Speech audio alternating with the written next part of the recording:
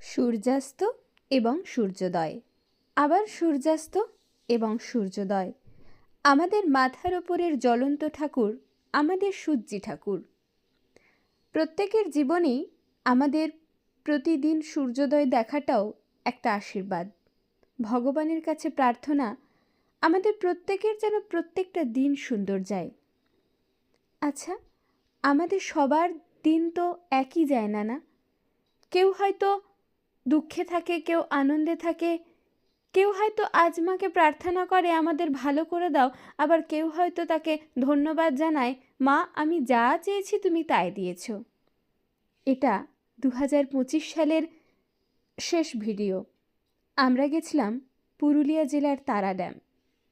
একটা বিকেল সেখানে সুন্দরভাবে কাটিয়ে প্রাকৃতিক মনোরম দৃশ্য উপভোগ করে আমি, আমার বাবা এবং আমার মা একটা সুন্দর বিকেল কাটালাম। এবং 2025 সালটাকে এইভাবেই ধন্যবাদ জানিয়ে আমরা স্বাগত জানালাম 2026 সালকে।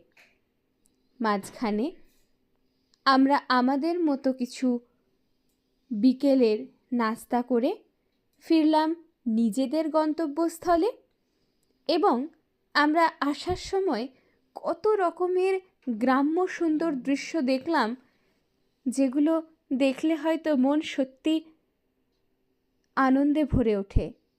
থাকে না কোনো হিংসা, থাকে না কোনো মানুষের উপর রাগ, অবহেলা, কিছুই না। আসলে আমাদের জীবনটা খুবই সাধারণ, খুবই আশীর্বাদপ্রাপ্ত হওয়া প্রয়োজন, যাতে আমরা প্রতিটা দিন, প্রতিটা মুহূর্ত নিজেদের মতো আনন্দ করে ভালোভাবে কাটাতে পারি। তাই তো ঈশ্বরের কাছে আমার প্রতি পলে, প্রতিক্ষণে ধন্যবাদ জ্ঞাপন, এবং পরবর্তী প্রত্যেকটা মুহূর্ত যেন তার আশীর্বাদে সুন্দরভাবে কাটে, সেটাই প্রার্থনা।